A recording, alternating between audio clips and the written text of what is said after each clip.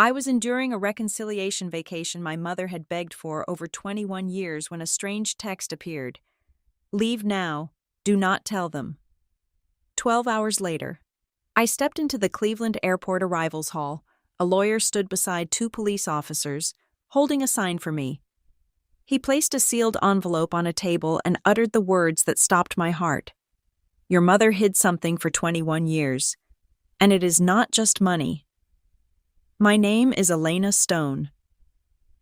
The afternoon sun was blinding in Seaside, Florida, reflecting off the pristine emerald water and white sand. The ocean breeze felt expensive, carrying the scent of salt and luxury. We were sitting on a sprawling white wooden deck of a rented beachfront estate. It was supposed to be a grand reunion vacation. My mother, Darla, sat across from me. She was smiling. It was a wide, bright, impossibly perfect smile. A smile that aggressively tried to erase 21 years of absolute silence. 21 years since she handed me a trash bag and threw me out into the freezing autumn rain. She laughed at a meaningless joke my half-brother, Carter, just made. I sipped my iced tea. The glass sweated heavily in my trembling hand. The ice clinked against the sides. It all felt like a highly produced movie set. Everything was perfect. Everything was entirely fake. I watched her perfectly manicured hands gesture as she spoke about family, about making up for lost time. My stomach churned with a mixture of nausea and disbelief. Then, my phone vibrated intensely against my leg. I pulled it from my pocket, keeping it concealed beneath the edge of the patio table. A text message from an unknown number glared up at me. Leave now. Do not tell them. Flight departs at 3:45 p.m. My blood stopped moving. The warmth of the Florida sun instantly vanished, replaced by a deep, bone-chilling cold. The words were incredibly short, but they carried a terrifying weight I instantly recognized. The weight of an incoming disaster. I did not know who sent it. I did not know how they knew my flight options. But my gut, honed by years of surviving alone and sniffing out corporate fraud, screamed at me to obey. I forced my facial muscles to relax. I smiled back at my mother. I nodded politely at Carter. I placed my phone casually face down on the glass table. I need to use the restroom, I said. My voice was entirely steady, belying the absolute panic roaring in my ears. Hurry back, sweetie, my mother purred, her eyes tracking my movements just a fraction of a second too long. We are ordering those expensive seafood appetizers soon. You do not want to miss out. I walked into the massive rental house. I did not go anywhere near the bathroom. I went straight to the guest bedroom on the ground floor. My survival instinct, dormant for over 2 decades but never truly dead, slammed into high gear. I grabbed my black duffel bag from the closet. I shoved my heavy laptop inside. I found my passport in the bedside drawer and zipped it securely into the inner waterproof pocket. I did not pack my clothes. I did not pack my toiletries. Clothes could be easily replaced. I needed speed. I needed distance. I slipped out the heavy glass back door, making sure it did not click shut too loudly. I jogged down the narrow sandy alley to the main paved road and aggressively flagged down a passing cab. The ride to the regional airport took 45 agonizing minutes. My phone started ringing exactly 10 minutes into the ride. The caller ID flashed Darla. I stared at the screen and let it ring. It stopped, then immediately started again. A voicemail notification popped up, then a text message, then another phone call. I knew avoiding her completely would trigger a worse reaction. I answered on the 4th try.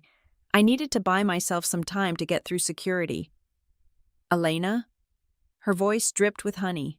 Sweet, thick, and utterly suffocating. Where are you going? I went to your room to check on you and your travel bag is gone. I am so worried about you. Beneath that thick layer of maternal sweetness, I heard the undeniable steel wire of control. She was not worried about my safety. She was calculating her loss of leverage. She was angry that her subject had left the stage before the final act. I got called into an emergency work meeting, I lied smoothly, leaning into my professional persona. A massive compliance breach at a client firm. I am heading back to the city right now. I will call you when I land. I hung up the phone before she could utter a single word in response. I immediately powered off the device. I stared out the cab window at the passing palm trees. My heart hammered violently against my ribs. I had absolutely no idea who sent that warning message, but I knew with every fiber of my being that staying in that luxurious beach house was infinitely more dangerous than running blind. 3 hours and 30 minutes later, my direct flight touched down in Cleveland, Ohio, and the arrivals hall delivered exactly what that warning text had promised. A lawyer in a charcoal suit, my name on a placard, and 2 police officers at his sides. We did not leave the airport terminal. The 2 officers flanked us as Graham Voss led me down a restricted, employee-only hallway to a small, windowless meeting room. Fluorescent lights buzzed angrily overhead, casting harsh shadows on the gray walls. The officers remained standing guard outside in the hallway. Graham Voss closed the heavy wooden door behind us. The click of the lock sounded incredibly loud in the small space. He gestured politely to a cold metal chair. I sat down slowly. He placed his weathered leather briefcase on the scarred wooden table. He opened the brass clasps with a sharp snap. He carefully took out 3 distinct items and placed them in a neat row in front of me.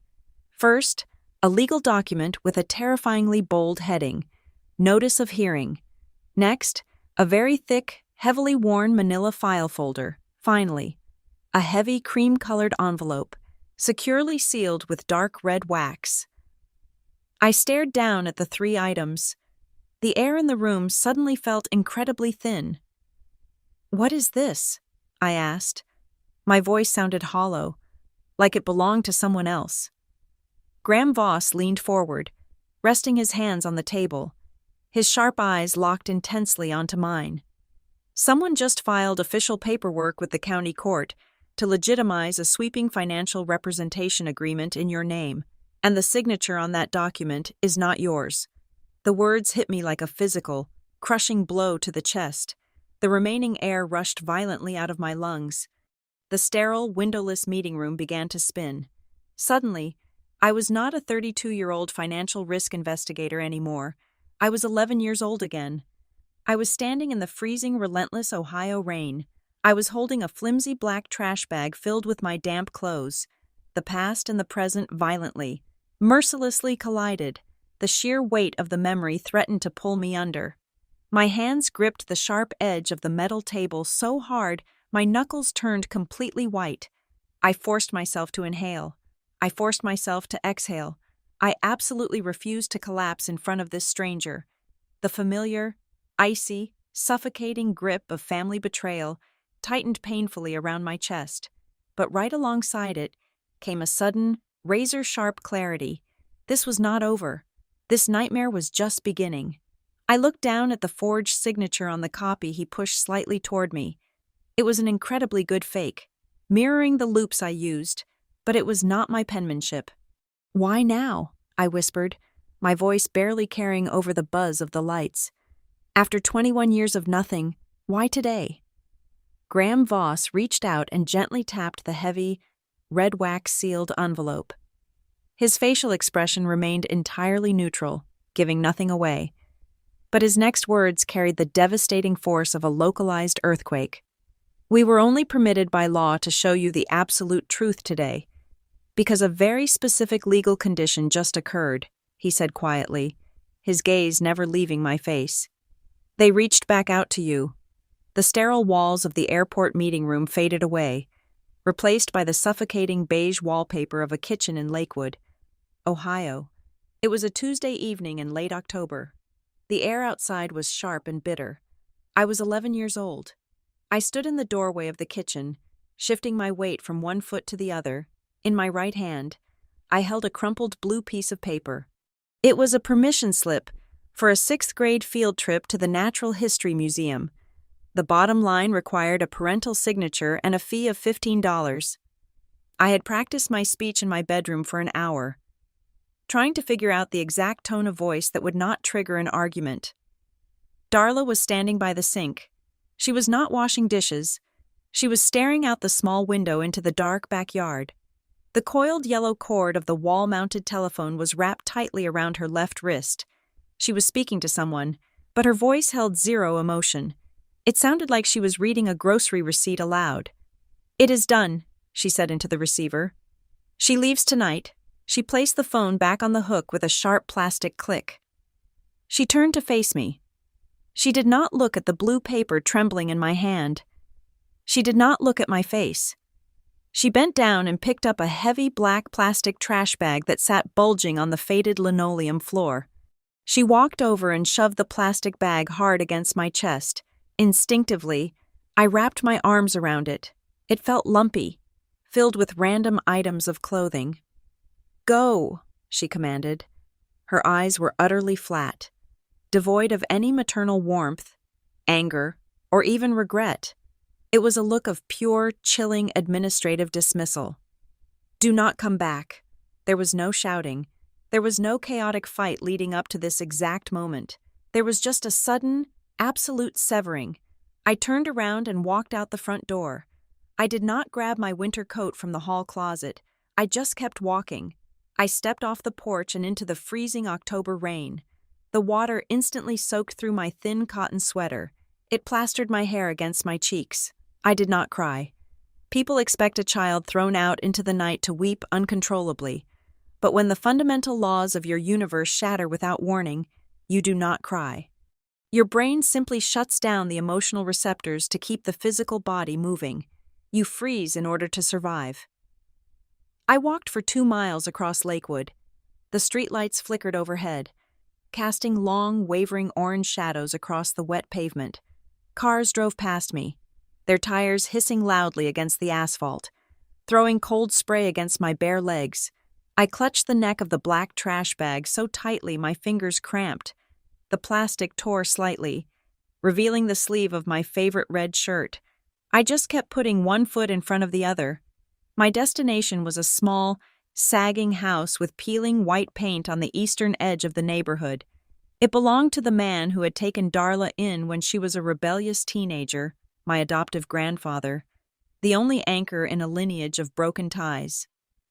I climbed the 3 wooden steps to his porch. The wood groaned under my small weight.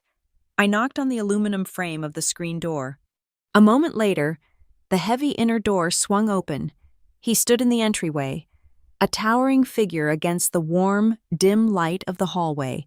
The familiar, deeply comforting scent of heavy motor oil, sawdust, and strong black coffee washed over me, pushing back the smell of the wet asphalt. He looked down at me. He looked at my soaked clothes clinging to my shivering frame. He looked at the black plastic bag I held like a shield. His jaw tightened, a muscle feathering in his cheek. He did not ask what Darla had done. He did not ask why I was standing on his porch in the middle of a rainstorm. He simply pushed the screen door open with a firm hand. "Come inside," he said. His voice was deep and steady, devoid of panic. "You are not standing out in the weather anymore." I walked into his house, and my old life ceased to exist. He gave me a thick wool blanket and pointed me to the spare bedroom. The days that followed were a masterclass in silent erasure. For the first week, I jumped every time the rotary phone in the hallway rang. I lingered near the front window, watching every car that slowed down on our street. I waited for the frantic apology. I waited for the police to show up. I waited for someone to realize a terrible mistake had been made. Nobody came. The phone calls were only from the mechanic shop where he worked. My 12th birthday arrived in early December. The mailbox remained entirely empty. Thanksgiving came with a quiet dinner of roast chicken at the small kitchen table. Christmas arrived with a single wrapped book under a tiny artificial tree. No cards, no visits, no sudden appearances at my new middle school. I realized with a cold, terrifying clarity that I had not just been kicked out of a house, I had been deleted. Darla had flipped a switch, and I simply ceased to be her daughter. I learned to build walls around my expectations. I stopped looking out the window. Life with my grandfather was safe, quiet, and deeply structured, but it was not without its shadows. A strange pattern emerged over the years. Every few months, An expensive, dark-colored sedan would pull into our cracked concrete driveway. A man would step out. He was always immaculately dressed in a sharp suit, carrying a polished leather briefcase. He looked like an alien invader stepping onto our working-class street. He would knock on the door, exchange a brief, silent nod with my grandfather, and walk directly into the small, cramped study at the back of the house. My grandfather would follow, and the heavy oak door would click firmly shut. I would sit on the worn floral sofa in the living room, a book open on my lap, straining to hear anything. I could only catch the low, rhythmic murmur of serious, hushed voices. It sounded like a boardroom negotiation. In all those years, listening through the walls, I never once heard them say my name. I never heard them mention Darla. They spoke in a coded language of legal terms and dates that meant nothing to a young teenager. When the meetings ended, the man would leave as silently as he arrived. My grandfather would retreat to his worn armchair, staring blankly at the unlit fireplace for hours, a heavy burden settling visibly across his broad shoulders. One evening, after the dark sedan had driven away, I was sitting at the kitchen table finishing my math homework. The house was exceptionally quiet. My grandfather walked into the room. He did not go to the coffee pot.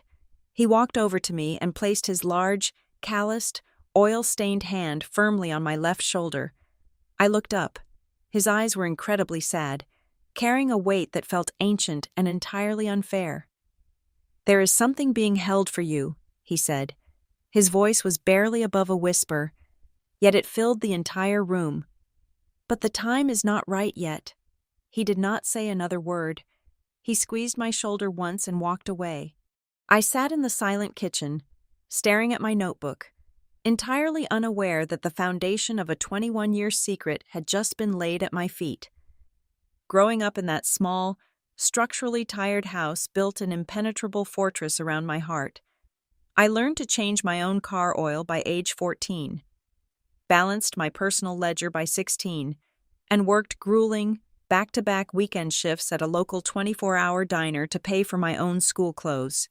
I absolutely craved complete, untouchable self-sufficiency, yet, beneath that fiercely competent exterior, a strange, pathetic childhood habit stubbornly lingered. Tucked in the very darkest back corner of my bedroom closet, hidden carefully beneath my neatly folded winter sweaters, lay a single, heavy-duty black plastic trash bag. It was pressed into a tight, perfect square. I never used it for garbage. I never threw it away. It served as my psychological fire exit, a tangible, physical reminder that stability was a fragile illusion, and I always needed to be fully prepared to pack my entire existence into a disposable sack in under 5 minutes. When the thick envelopes holding college acceptance letters finally arrived, the crushing weight of impending student loans loomed heavily over my future. But the financial aid office at the state university presented a bizarre, inexplicable reality. Every single semester, precisely 3 weeks before the first day of classes, my outstanding tuition balance magically dropped to zero.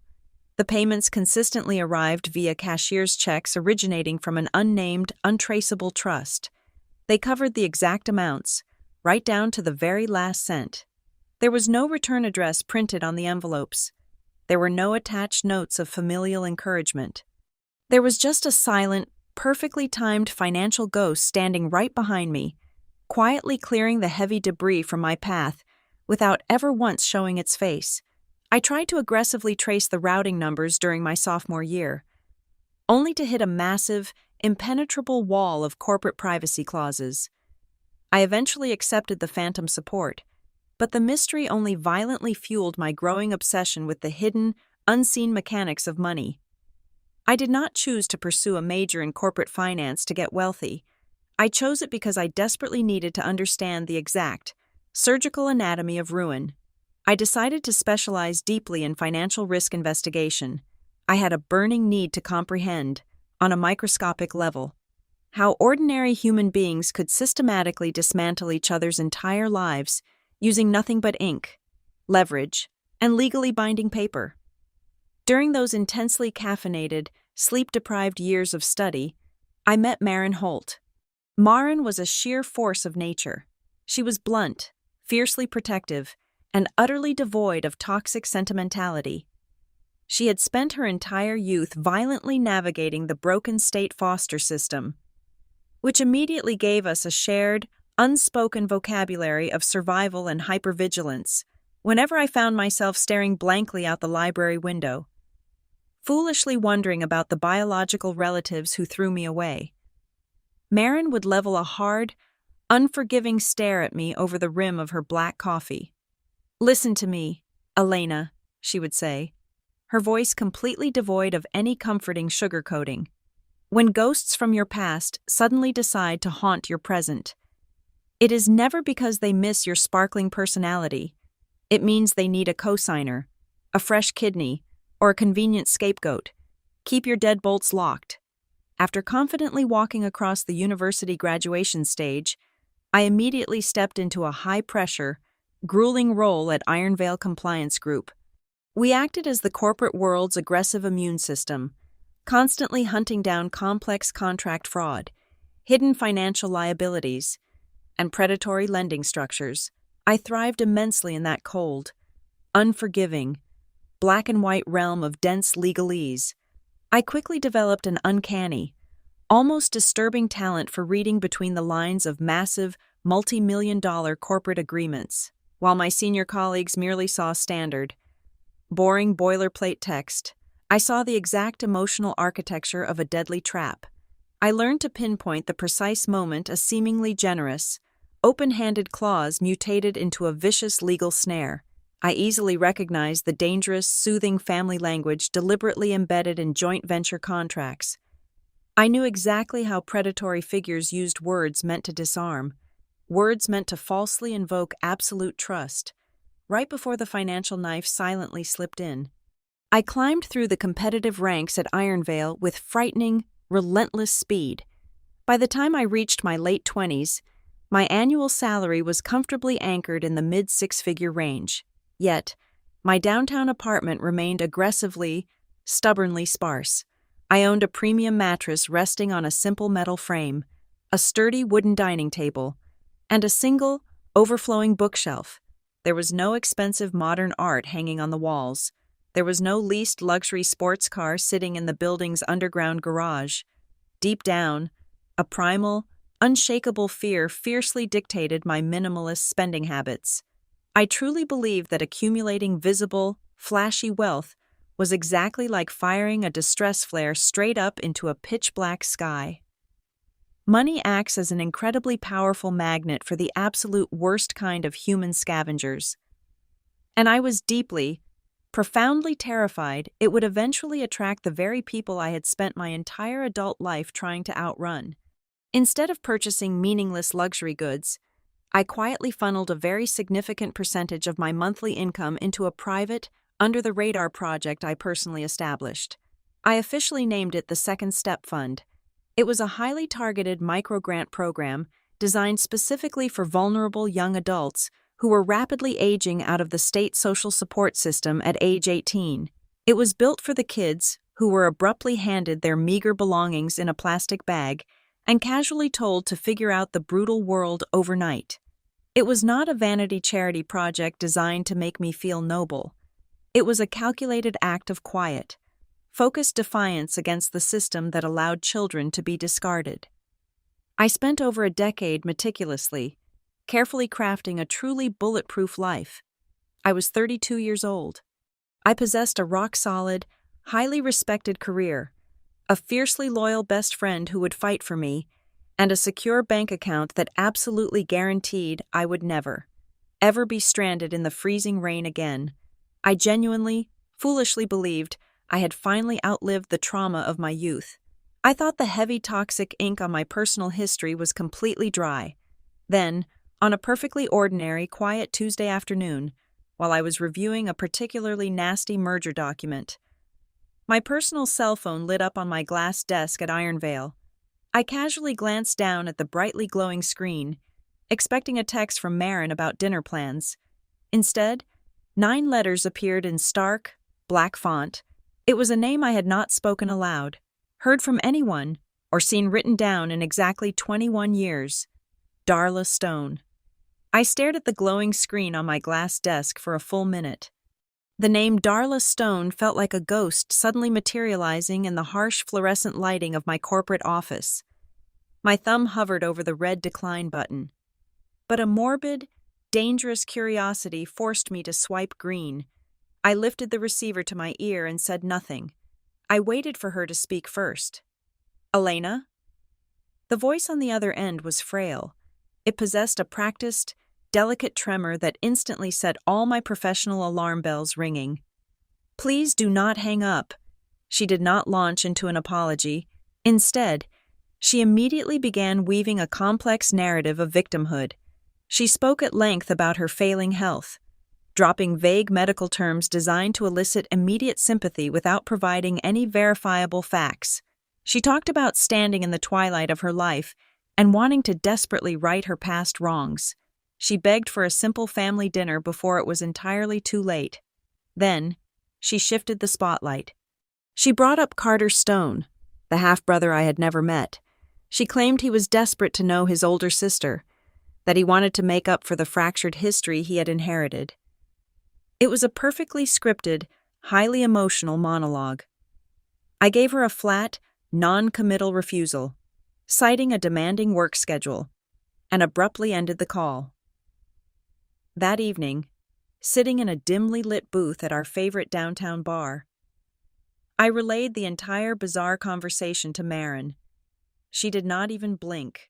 She aggressively stabbed her olive with a plastic toothpick and leveled a hard stare at me. "Absolutely not," Marin declared, her voice slicing through the ambient noise of the room. "They want something from you. People who operate like that do not experience spontaneous moral awakenings after 2 decades. They are setting a trap. Do not willingly step onto a stage they have spent months preparing." I knew Marin was entirely right. Every instinct I had honed as a financial investigator screamed at me to block the number and forget the call ever happened. But later that night, lying awake in my sparse apartment, the silence of the room was broken by a vivid memory. I heard my grandfather's deep, steady voice echoing clearly from my childhood kitchen. "There is something being held for you, but the time is not right yet." For years, I had assumed that cryptic statement was just an old man's attempt to offer a discarded child some hollow hope. But what if it was literal? What if Darla's sudden reappearance was the precise moment he had been waiting for? I needed to know the truth. I needed to understand the hidden mechanics of my own life. The following morning, I called Darla back. I agreed to a brief visit, but I immediately established ironclad, non-negotiable perimeters. I told her I would give them exactly 3 days. I absolutely refused her offer to pay for my travel. I booked my own round-trip flight. I secured my own separate hotel room, located 2 miles down the coastal road from their massive rented beachfront estate. I ensured I held complete control over my logistics and my exit strategy. The evening before my morning departure flight, my phone vibrated on my kitchen counter. It was a standard text message, but it originated from an unsaved, untraceable number. I opened the notification. "If they ask about assets, do not answer." There was no signature. There was no context. Just a single, chilling directive. I stared at the screen, a cold shiver racing down my spine. The invisible guardian who had quietly paid my college tuition was suddenly speaking directly to me, and they were issuing a severe warning.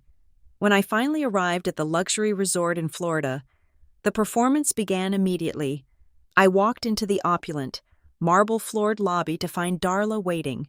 The moment she spotted me, she lunged forward. She threw her arms around my stiff shoulders in a suffocating, highly visible embrace. She sobbed loudly, her voice echoing off the high ceilings, ensuring the concierge and several passing affluent guests witnessed this beautiful, tragic portrait of maternal reconciliation. It felt entirely like being wrapped in a straitjacket made of pure manipulation. She was displaying me like a newly acquired trophy to an audience of total strangers. Carter stood a few feet away, observing the spectacle. He was in his late 20s, dressed in a crisp designer linen shirt and expensive leather loafers. When Darla finally released me, he stepped forward and offered a firm, overly practiced handshake. His smile was blindingly white, but it completely failed to reach his sharp, calculating eyes. "It is so incredible to finally meet you," Carter said. His tone was smooth, perfectly matching the expensive surroundings. Within hours of my arrival, the underlying agenda began to aggressively surface. Carter possessed an unnatural, probing curiosity that felt incredibly invasive. During our first lunch on the sun-drenched terrace, he treated our casual conversation exactly like a hostile corporate deposition under the guise of brotherly interest. "So, what exactly is your official title at your firm?" he asked, casually swirling a piece of ice in his expensive cocktail. "Do you handle large-scale investment portfolios yourself? In your specific line of work, do you frequently have to sign legally binding company documents as an authorized financial representative?" The questions were jarringly specific. They were entirely unnatural for a younger brother simply trying to learn about his sister's hobbies. I kept my answers incredibly vague, deflecting his inquiries with practiced corporate speak, all while the anonymous warning text burned brightly in my memory. Darla chimed in seamlessly, steering the conversation with the subtle grace of a bulldozer. She lamented the terrible complexities of modern finances and the heavy burdens of aging. She began dropping heavy, calculated hints. She talked endlessly about the urgent need for families to unify and consolidate their assets to avoid devastating future tax liabilities. She brought up the old, sagging house back in Ohio, a property I had not seen since I was a child. She frequently invoked my grandfather's memory, loudly calling his remaining estate a highly complicated legacy that required immediate, unified management from the whole family. She was laying down a thick, sugary coating of familial duty over what I immediately recognized as a hostile takeover attempt. The tension peaked on the second night of the trip. After a grueling, passive-aggressive dinner, I excused myself to use the restroom located deep inside their sprawling rental house. The hallways were lined with thick, sound-absorbing carpets. As I walked back toward the main living area, I passed the slightly ajar, heavy wooden door of the master study. The house was relatively quiet, and their voices drifted clearly into the hallway. "She is not giving me anything useful," Carter's voice hissed. The smooth, brotherly charm was completely gone, replaced by raw, frantic frustration. "She dodges every single question about her signature authority." There was a brief pause, followed by Darla's response. Her voice was sharp, cold, and entirely devoid of the frail, pitiful tremor she had utilized on the phone. It was the exact same flat, administrative tone she had used 21 years ago when she handed me a trash bag. "She does not know yet," Darla commanded sharply. "Just keep pushing her. We are running out of time." The morning of the third day dawned with a deceptive, brilliant sunshine that spilled across the expensive mahogany dining table. The breakfast spread was lavish, featuring fresh fruit, warm pastries, and silver pots of premium coffee. But the atmosphere in the room was thick and suffocating, resembling the heavy, dead air of a courtroom moments before a devastating verdict is read. As I sat down with a cup of black coffee, Carter reached into his leather briefcase and pulled out a thick, crisply printed stack of legal-sized paper. He placed it squarely in the center of the table, right between the butter dish and my coffee cup. He slid it toward me with a practiced, smooth motion. The bold, capitalized heading across the top page read, "Family Consolidation Agreement."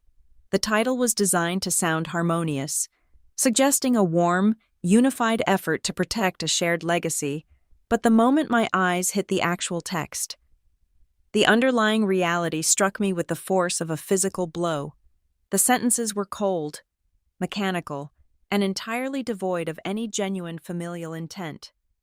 I picked up the heavy stack of paper. I did not read it like a daughter reviewing a family document. I read it exactly like a senior compliance investigator hunting for a fatal corporate snare. My eyes darted past the dense boilerplate introductions and zeroed in on the operative clauses buried deep on page 4. There it was, a sweeping, unconditional provision granting absolute financial representation.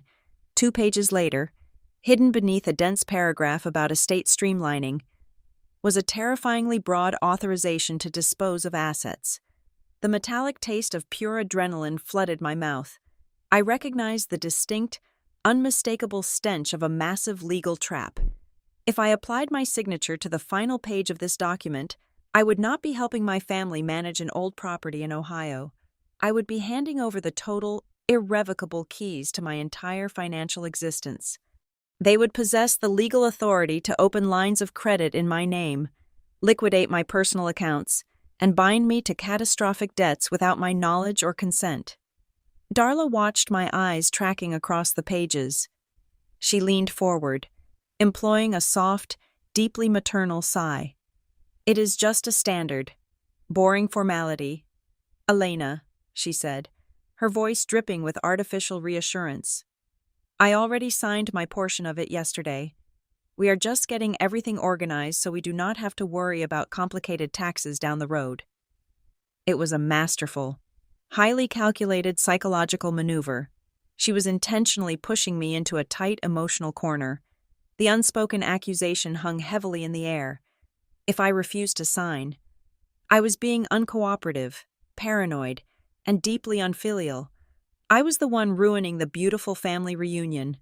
Carter immediately sensed the resistance and moved to increase the pressure. He leaned back in his chair, adopting a falsely relaxed posture, but his eyes were hard and predatory. "Come on, just sign the back page so the family avoids any drawn-out legal hassle," Carter urged, utilizing a fake, friendly tone that made my skin crawl. "It makes everything so much easier for Mom. She really should not be stressing over paperwork in her condition. We just need to get this filed and out of the way." I kept my facial expression completely blank, utilizing every ounce of professional discipline I possessed. I set the document back down on the mahogany table. "I need some time to properly review this," I stated, keeping my voice incredibly even. I never put my name on any binding legal contract without a thorough, line-by-line read. I'm going to take this up to my room. I have a rather sharp headache anyway. So I need to lie down for a bit. Carter opened his mouth to protest, a flash of genuine anger crossing his features. But Darla subtly placed a hand on his arm to silence him. She offered me a tight, rigid smile. "Take your time, sweetie," she said. "But we really do need it finished today." I took the heavy stack of papers and walked back to my separate hotel room down the coast. The moment the heavy door clicked shut and the deadbolt slid into place, I dropped the headache act. I spread the document out on the pristine white bedspread. I pulled out my phone and photographed every single page, ensuring the focus was razor-sharp on every predatory clause. I compiled the images into a secure file and emailed them directly to Elias Vance, my fiercely competent private attorney based in Chicago, marking the message with a high-priority, urgent flag. Before I could even draft a follow-up text to Elias, my phone violently vibrated in my palm. A new message appeared from the untraceable, unknown number that had been guiding me. "They have a fake notary appointment scheduled for this afternoon. Leave before 11 o'clock. The message hit me like a bucket of ice water. The stakes had just escalated from manipulation to outright criminal fraud. They were not going to wait for my voluntary compliance. They had a corrupt official lined up to forcefully validate a forged signature if I refused to provide a real one. I checked the time. It was currently 9:45 in the morning. I had exactly 1 hour and 15 minutes. My breathing grew shallow, but my movements became incredibly precise. I went to the closet. My black canvas duffel bag was sitting on the floor, still mostly packed. The old, deeply ingrained childhood trauma habit of never fully unpacking had forcefully returned the moment I arrived in Florida. I did not bother folding my clothes. I shoved my remaining toiletries into the side pockets, grabbed my laptop, and zipped the bag shut with a sharp, aggressive motion. I slung the heavy strap over my shoulder and walked out the door without a single backward glance. I took the stairs down to the ground floor to avoid the confined space of the elevator. As I stepped out into the expansive, sunlit main lobby of the resort, My heart stopped cold. Darla was standing near the towering glass entrance doors. She was not looking for me. She was engaged in a low, intense conversation with a strange, heavy-set man wearing an ill-fitting gray suit. He held a scuffed leather folio under his left arm. He looked entirely out of place among the affluent vacationers. I paused behind a large potted palm tree. Darla did not offer the man a warm greeting. They were not exchanging pleasantries. The stranger slowly turned his head and scanned the lobby until his gaze landed on me. His eyes were flat, cold, and entirely devoid of basic human warmth. He looked at me exactly like a warehouse manager critically checking a newly arrived piece of inventory. He was assessing a target, not a person. Darla followed his gaze. For a split second, our eyes locked across the polished marble floor. I saw the absolute, undeniable truth stripped of all its maternal disguises. She was a predator, and I was the mark. I did not hesitate. I tightened my grip on my bag and walked directly toward the exit. I chose to place my absolute faith in the chilling warnings of an anonymous stranger over the toxic, dangerous ties of my own blood. As I pushed through the heavy glass doors and stepped out into the humid, blinding Florida heat, I knew with absolute certainty that my life had permanently, violently changed course.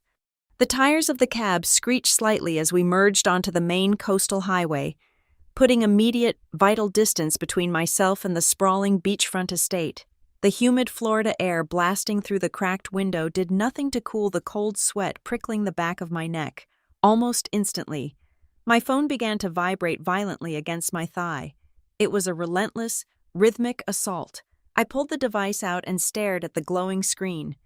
Darla was attacking in a rapid, highly predictable 3-beat psychological sequence. The first barrage of texts leaned heavily into frantic maternal worry. "Where are you? The concierge said you left the lobby. Please tell me you are safe," when I did not reply within 2 minutes. The tone aggressively pivoted to heavy guilt. "My blood pressure is spiking. I cannot believe you would just walk out on a sick woman who only wanted to see her daughter. Why are you doing this to us?" Then came the final, venomous strike, dropping all pretense of vulnerability. The threat: "You are making a massive mistake. Are you abandoning me again?" Right beneath her messages, a new text from Carter popped up.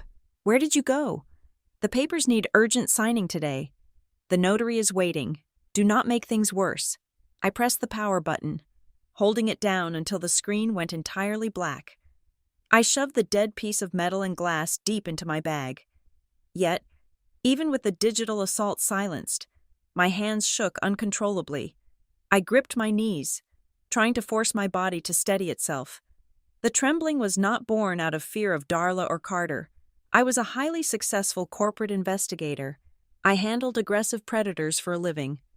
The violent shaking belonged entirely to the 11-year-old girl still buried deep inside my ribcage, the child who still possessed a primal, visceral reflex to freeze the moment she was forcefully called out by the woman who discarded her. The flight north was a blur of gray clouds and turbulent air. When the wheels finally hit the tarmac in Cleveland, the heavy, overcast Ohio sky felt like a fitting backdrop for the collision of my past and present. Walking out into the arrivals hall, the sight of the tall man in the charcoal suit and the 2 uniformed police officers waiting for me snapped everything into sharp, undeniable focus. This was no longer just a toxic family drama. This was an active crime scene. As we settled into the harsh fluorescent glare of the windowless airport meeting room, the man in the suit finally provided the missing context. "My name is Graham Voss," he said, his voice carrying the calm, steady cadence of a man who had spent his entire life managing crises. "I served as the primary legal counsel for your adoptive grandfather for over 4 decades. The revelation hit me like a physical strike. I stared at his sharp features, suddenly recognizing the severe, unyielding posture of the man who used to step out of those dark, expensive sedans during my childhood. He was the architect of those hushed, secret meetings behind the heavy oak door of the study. He put a very specific contingency plan in place before he passed," Graham continued, resting his hands flat on the table. "A legal dead man's switch. It remained entirely dormant until two precise conditions were simultaneously met. The first condition was you reaching the age of 32. The second condition was your mother or your half-brother initiating contact with you again. That trigger was activated exactly today. One of the police officers, a seasoned detective with tired eyes, stepped forward and placed a glossy, freshly printed stack of documents on the table. It was not the vague, friendly-sounding consolidation agreement Carter had tried to force on me at breakfast. It was a formal petition filed in the county court just hours ago. "They moved incredibly fast when you vanished from the resort," the detective stated flatly. "This is an emergency request to formally recognize a comprehensive power of attorney in your name, legally transferring total management of your assets over to Carter Stone." He turned the page. My breath caught sharply in my throat. It was a high-risk, commercial mortgage loan application attached to a property I did not own. The debt obligation was astronomical. At the very bottom, next to the small printed line, was my signature. It was an incredibly terrifying forgery. The loops of the letters, the specific slant of the vowels, the sharp finish on the final consonant. It was a near-perfect replication of the signature I used every single day on corporate compliance reports. But I knew, with absolute, unshakable certainty, that my pen had never touched that paper. "They assumed you would be entirely off the grid or too confused by the family reunion to notice the legal filings in Ohio," Graham explained, his eyes tracking my horrified reaction. "They intended to secure the power of attorney and finalize the mortgage before you even landed back in Cleveland." I looked from the forged document to the worn manila folder sitting ominously in the center of the table. The sheer audacity of the theft was paralyzing. They did not just want to drain my bank accounts. They intended to chain me to massive, ruinous debt to fund their own survival. Graham reached out and slowly pulled the heavy, cream-colored envelope toward him. The dark red wax seal remained unbroken. The air in the small room grew incredibly thick, suffocating the ambient noise of the airport outside. "Before you react to the financial fraud," Graham said, his voice dropping an octave, carrying the heavy weight of a 2-decade-old secret, "you need to know your mother hid this for 21 years. Graham Voss did not pause for dramatic effect. He was a man of the law, and he dealt exclusively in hard, verifiable facts. He flipped open the heavily worn manila folder and began dealing documents across the scarred wooden table, like a casino dealer distributing a terrible hand of cards. "Your half-brother is actively drowning," Graham stated, his voice devoid of any pity. He pointed a long finger at a stack of aggressive legal notices. "Carter engaged in highly reckless, heavily leveraged commercial investments over the past 5 years. He currently faces massive tax liens, multiple civil judgments from defrauded business partners, and a mountain of unsecured debt. He is entirely insolvent." I stared at the red ink and the bold legal letterheads, the lavish beachfront rental, the designer linen shirts, the expensive seafood dinners. It was all a frantic, incredibly expensive illusion. Darla had not orchestrated a touching family reunion because she finally felt the sharp sting of maternal guilt. She engineered the entire Florida trip because she desperately needed a pristine, untainted financial vessel to absorb her son's catastrophic ruin.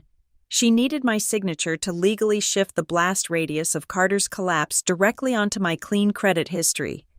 But that was only the current crisis. Graham reached deeper into the folder and pulled out a faded, severely photocopied sheet of paper. It was a local police report, dated late October, 21 years ago. "The night you arrived at your grandfather's house," Graham said quietly, tapping the center of the page, "a neighbor looking out their living room window saw a child walking completely alone in a freezing downpour. Clutching a garbage bag, they did the right thing. They called dispatch. My lungs seized. I had always believed my departure into the rain was a completely invisible event, witnessed by no one. 2 patrol officers knocked on Darla's front door 45 minutes after you left," Graham continued, reading the shock on my face. "According to their official log, Darla was calm, entirely cooperative, and highly convincing. She told the officers you had a minor temper tantrum and voluntarily demanded to walk to a nearby relative's house. She assured them she had already called ahead to confirm you arrived safely. It was a complete fabrication, but it was just plausible enough for a busy precinct. The officers wrote it down as a resolved domestic dispute and permanently closed the file. I felt a sickening drop in my stomach. A simple, smoothly delivered lie was all it took to erase a discarded child from the state's protective radar. Then, Graham produced the final, heaviest piece of the puzzle.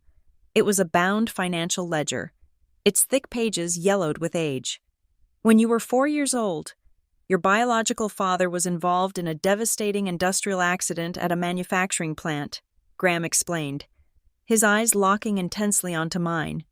He survived, but the company settled out of court to avoid a massive negligence lawsuit. A very significant portion of that settlement was legally mandated to go into a locked compensation fund, established solely in your name, to guarantee your future care and education. The fluorescent lights above us hummed loudly. The sterile airport meeting room felt like it was tilting violently on its axis. Darla was designated as the primary custodian of that fund, Graham said, his tone turning razor sharp. But instead of preserving it, she actively drained it. She systematically siphoned the money to fund her own lifestyle, obscuring the withdrawals through a complex maze of shell accounts. He slid the heavy ledger closer to me. But there was a highly specific catch.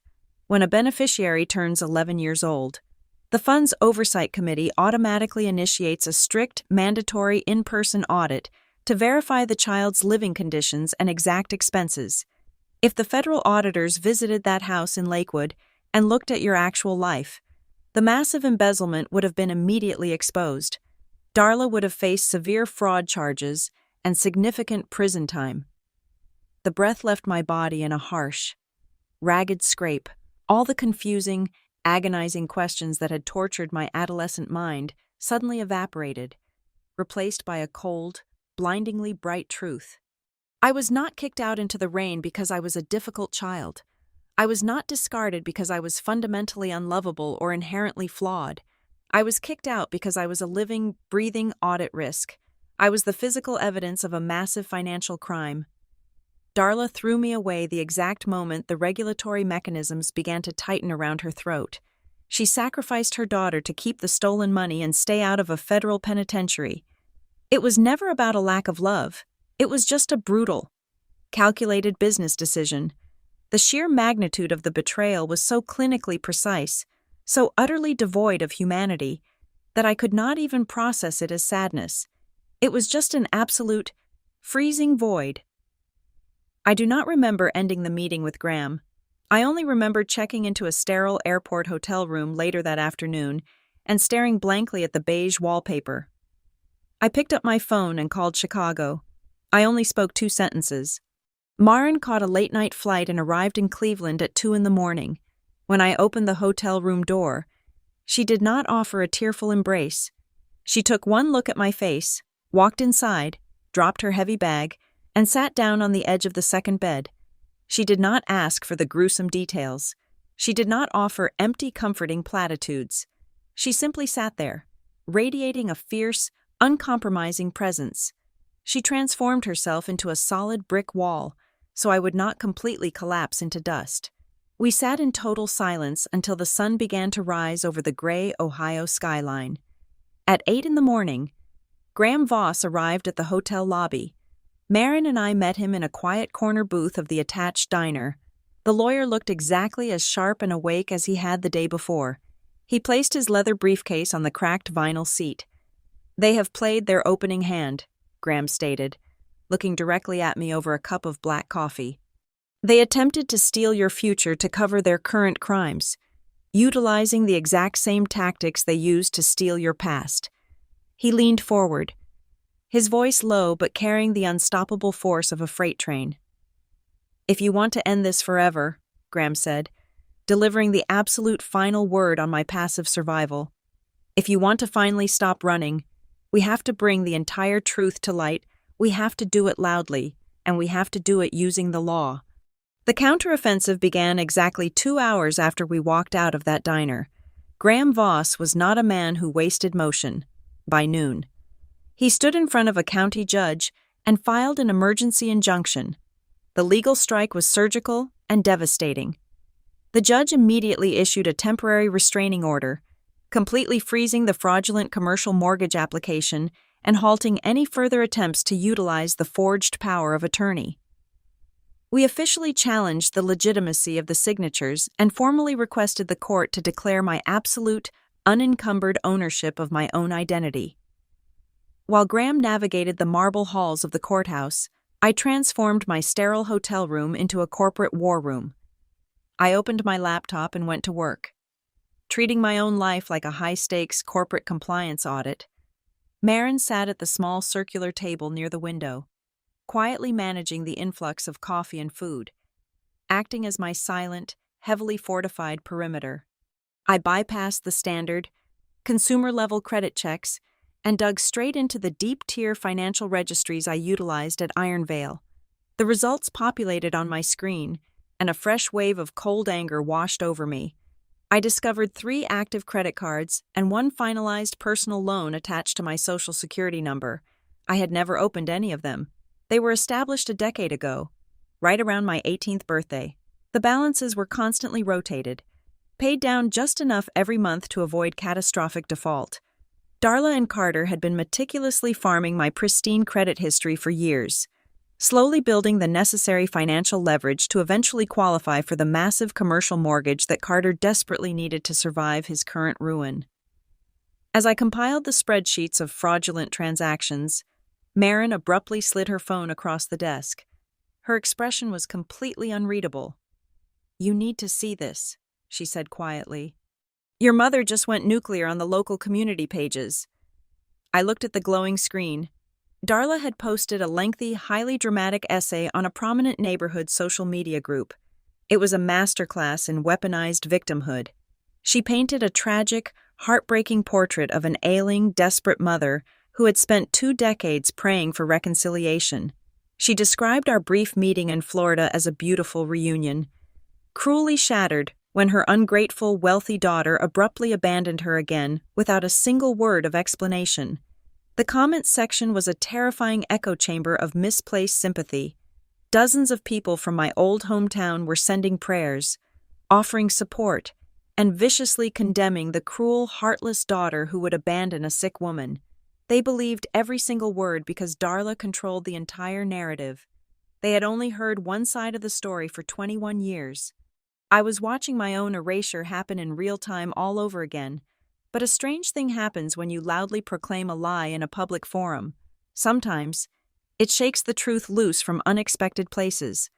Less than 48 hours after the legal freeze took effect, Graham received a completely unexpected phone call at his temporary office.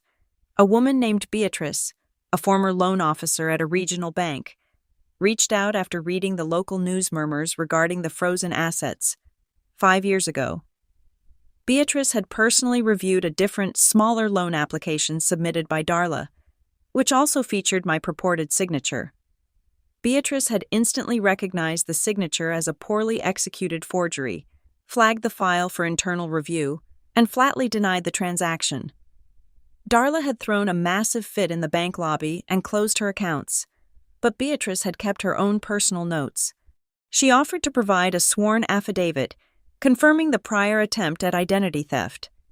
Graham systematically built a fortress of undeniable evidence. He tracked down the elderly neighbor who had called the police on that freezing October night. The man was in his 80s now, but his memory of the soaking wet child carrying a trash bag was crystal clear. Graham also located a distant, estranged cousin of Darla's. This relative signed a statement confirming she had attended a holiday party 20 years ago, where a heavily intoxicated Darla bragged that her financial problems were permanently solved because the little brat was finally out of the picture. The walls were rapidly closing in on the beachfront estate. The silence from Florida broke on the 4th day. Carter bypassed my blocked number and left a desperate, rambling voicemail on my secure work line. The smooth, polished brotherly charm was entirely eradicated. He sounded frantic, cornered, and highly erratic. "You have to drop the injunction," Carter demanded, his voice cracking with panic. The bank is calling my loans. I'm going to lose absolutely everything. If you drag us into a public courtroom, the stress is going to cause Mom to have a fatal stroke. You are going to kill her. Do you really want your own mother's blood on your hands just to prove a point? He was abandoning legal arguments and resorting to pure, toxic emotional terrorism. I sat alone on the edge of my hotel bed, listening to the recording for a second time. A dangerous, incredibly seductive thought crept into my mind. I possessed significant liquid savings. I could simply write a massive check. I could pay off Carter's immediate, crushing debts, force them to sign non-disclosure agreements, and make the entire nightmare permanently vanish. It would completely spare me the excruciating public exposure. It would be entirely clean. It would be incredibly easy. But then, the hotel room faded. I felt the biting, freezing wind of an Ohio autumn. I felt the heavy, wet cotton of my sweater clinging to my shivering arms. I saw the yellow porch light of my grandfather's house cutting through the relentless darkness. Buying them off would just be another form of silence. Darla had purchased her freedom 21 years ago by tossing me into the rain and demanding silence. Carter was currently demanding silence by using her potential death as a weapon. If I paid them a single cent, I was validating their lifelong strategy. I would be participating in my own victimhood. I deleted Carter's voicemail. I closed my bank application. I realized that reacting with impulsive anger was exactly what they expected from a traumatized child. But I was not a child anymore. I was a professional investigator. I called Graham Voss. I told him to completely ignore the emotional threats and proceed with the maximum legal pressure available. I chose the absolute coldest, most devastating form of revenge possible. I refused to argue. I refused to scream. I was simply going to place the heavy, undeniable stacks of paper on a table in an open courtroom, and I was going to let the brutal, unvarnished truth speak entirely for itself. The text message from Darla was brief, devoid of any maternal warmth. It named a quiet, independently owned coffee shop on the industrial edge of Cleveland. I agreed to meet her alone. I needed to look into her eyes without the audience of lawyers or the suffocating presence of Carter. When I walked through the glass door, I almost did not recognize the woman sitting in the far corner booth. The theatrical, grieving mother from the Florida resort was completely gone. She wore a faded gray turtleneck. The heavy gold cross necklace she usually paraded like a shield was absent. Her posture was not fragile. It was rigid and deeply calculated. She looked incredibly tired, but it was the exhaustion of a cornered predator calculating its final move. I slid into the vinyl booth opposite her. I did not order anything. I placed my hands flat on the scratch table. Darla did not waste time with pleasantries. The mask was fully off. "Let us make a simple, clean arrangement," she said, her voice dropping to a flat, businesslike monotone. "You sign a family waiver. You officially authorize the release of the funds to clear the immediate commercial debts Carter has accumulated. In exchange, we pack our bags tonight. We drive back south. We will completely disappear. You will absolutely never hear from either of us again." She was trying to sell my own abandonment back to me as a premium service. It was breathtakingly arrogant. I stared at her face, tracing the familiar lines around her mouth, searching for a shred of the mother I had mourned as a child. There was absolutely nothing there. "I have one question," I said, my voice completely devoid of any emotion. "What exactly did you hide from me for 21 years?" Darla stopped breathing for a fraction of a second. Her eyes darted toward the window, then back to my face. The silence stretched out, heavy and suffocating, thick enough to choke on. She slowly interlaced her fingers on the table. "I did what I had to do to survive," she finally answered, offering a vague, cowardly deflection instead of the truth. Before I could respond, the small bell above the coffee shop door chimed loudly. I glanced over, expecting a random customer. Instead, an older man walked in. He wore a worn canvas jacket and possessed deeply lined, weathered features. He looked around the room nervously until his eyes locked onto our booth. Darla turned her head to see what caught my attention. The absolute terror that instantly washed over her face was a visceral, physical reaction. All the remaining color completely drained from her cheeks. She looked as if the earth had just cracked open beneath her feet. The man walked slowly toward us. He stopped at the edge of the table and looked directly at me. His eyes were a terrifyingly familiar shade of blue. They were my eyes. "Hello, Elena," he said quietly, his voice cracking slightly with an emotion I could not identify. My mind violently scrambled to process the visual information. According to the strict, tragic narrative Darla had repeated throughout my early childhood, my biological father had died in a terrible highway collision when I was 7 years old. I had mourned a ghost, but the man standing in front of me was breathing. He was solid. He was undeniably alive. He reached into his inner jacket pocket and pulled out a thick stack of envelopes bound tightly with a rubber band. The paper was heavily yellowed with age. He placed them gently on the table between Darla and me. I looked down. They were all addressed to me, dated during the exact year I turned 11. Every single envelope bore the same harsh red ink stamp across the front. Return to sender. Address does not exist. "I never stopped writing," he explained, his gaze dropping to the table in deep shame. "But she changed the mailing addresses. She rerouted the post office boxes. She built an invisible wall around you." The truth began to unravel right there in the diner. He had survived the industrial accident that created the massive compensation fund. But the physical trauma had left him vulnerable. Darla had ruthlessly exploited that weakness. He confessed the most agonizing detail of all. He had willingly signed the legal documents supporting my adoptive grandfather's petition for guardianship because he genuinely believed I would be infinitely safer in that house than living under Darla's control. But right after I signed, he said, finally forcing himself to look at Darla with pure, unadulterated disgust. "She threatened me. She hired an attorney and promised to drag my name through the local papers with fabricated abuse allegations if I ever tried to contact you or audit the settlement fund. I was weak. I was terrified of losing my new, fragile life. So, I walked away. I let her win. The cinematic, idealized version of this moment would involve me standing up, embracing the father I thought was dead, and washing away decades of pain with sudden forgiveness. But I felt absolutely no warmth. I did not reach out to touch his hand. I just felt a profound, chilling clarity. Darla had not merely lied about a bank account. She had completely fabricated the entire map of my reality. She had murdered a living man in my mind just to maintain absolute control over a pile of money. I stood up from the booth. I did not say a single word to either of them. I just walked out the door into the cold afternoon air. An hour later, I was sitting in my hotel room when Graham Voss called. His tone was sharp and highly energized. "The judge just scheduled the primary injunction hearing for tomorrow morning," Graham announced. "And I need to warn you, it will be an entirely open session. The local press corps caught wind of the story because it involves the fraudulent manipulation of a federally monitored compensation fund. There will be reporters in the gallery." The stage was officially set. The private nightmare was about to become public record. Late that night, long after the city outside my window had gone entirely dark, I sat at the small desk in my room.